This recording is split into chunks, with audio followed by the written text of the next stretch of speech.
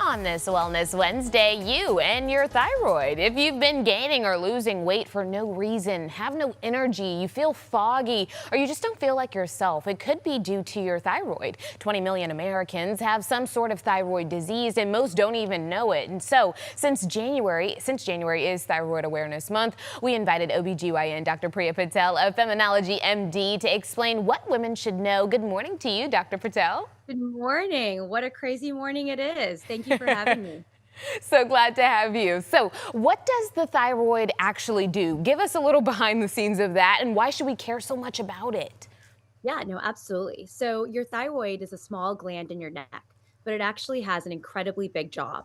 It helps control your energy, your metabolism, your mood, your heart rate, and even body temperature. And when it's not working properly, it can affect how you feel day to day, from your energy level to your weight, even your even your emotional state.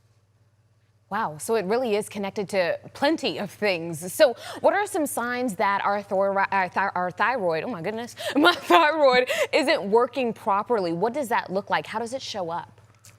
So, common signs that we sort of think of when the thyroid is either under or overactive can include feeling tired, sometimes no matter how much you sleep, unexplained weight changes, brain fog, or just feeling like your memory is not as sharp as it used to be, hair thinning, sometimes dry skin, feeling cold or even hot, feeling more anxious, sometimes even feeling depressed can be a sign of thyroid issues. We often, chalk these symptoms up to stress or being too busy or things like that. But often they can actually be signs or symptoms that your thyroid is not working as well as it should be. Wow, so we really do have to pay attention to ourselves just because of what you just said. I mean, it sounds and looks like it could be other things, and we never really know if it's our Absolutely. thyroid. So, getting checked is so incredibly important. Should we be doing blood work as well when we're coming in to get checked? Yeah, absolutely. I think most women should be getting their thyroid checked typically once a year, along with their other routine blood work. If you have a family history of thyroid disease or starting to have symptoms where, fatigue or weight gain or things that you just don't feel your best self, then I actually think women should seek evaluation sooner and not necessarily wait for that yearly blood work, but actually get checked out sooner. And also, if they have a Okay. family history, it's not unreasonable to check every 6 months just to make sure that everything is functioning as optimally as possible. As it should. Okay, now put it in simple terms for me. Doctor, what's the difference between overactive or underactive when it comes to our thyroid? Yeah, absolutely. So the thyroid is a gland that produces these hormones, free T3, free T4. They're active thyroid hormones that basically do all the different metabolic processes in the body. So when the thyroid is hypoactive, it means that it's not producing enough of these hormones. So Mm. that's when we can start to feel more sluggish, we can feel really cold, we can have weight gain, we can start to have that depressed low mood, brain fog, things like that.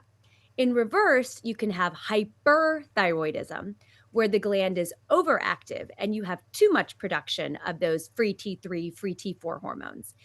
When that happens, you can actually see weight loss, which sometimes we don't mind that one. But you can also sometimes see like dry, brittle hair. You can feel Mm. really hot, feeling clammy or sweaty all the time. And just some of the dry skin or moist skin, I was about to say, it sounds like bowel you're just drying changes. out from the inside. Yes, it's well, Oh. both ends are not good. Okay, so tell me then about natural versus synthetic thyroid medications. What should people know, especially when they're choosing or knowing what to ask their doctor for? Yeah, absolutely. I think both natural and synthetic have lots of value and are really valuable parts of a treatment plan.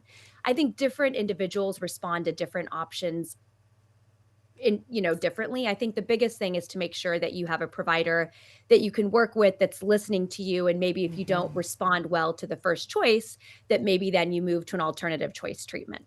But synthetic is kind of our traditional medicines that we think of, which are T4 based treatments.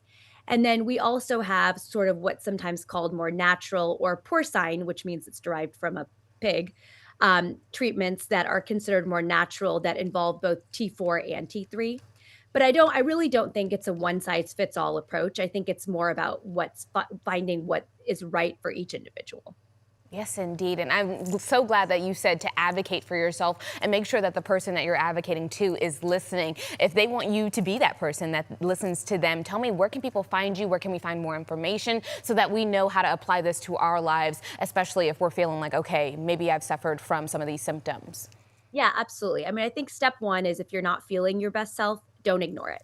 We often have a tendency to chalk it up to I'm tired from the holidays, or I'm just tired because I'm overworked, or I have children, or I'm just busy. But I think if you don't feel your best self, or you can tell that there's a change, don't ignore it. Seek out your provider and, ask them. And if maybe they don't mention it, talk about it. Ask them to evaluate your blood work and look a little deeper to really figure out what's happening underneath the hood. Um, our practice is Feminology MD. You can find us at www.feminologymd.com, or our office phone number 469-242-6292. And our goal, and really any provider you have, the goal should be to really dive in and look as deep as you can into the body to really better understand what's happening. And if you don't feel great, don't ignore it. Do not ignore it. That is the biggest theme of 2026 we're going to try and take into our wellness. Thank you so much, Dr. Patel, for joining us this morning and giving us the knowledge we need. We appreciate you. Absolutely. Thank you so much for having me as always. Stay warm.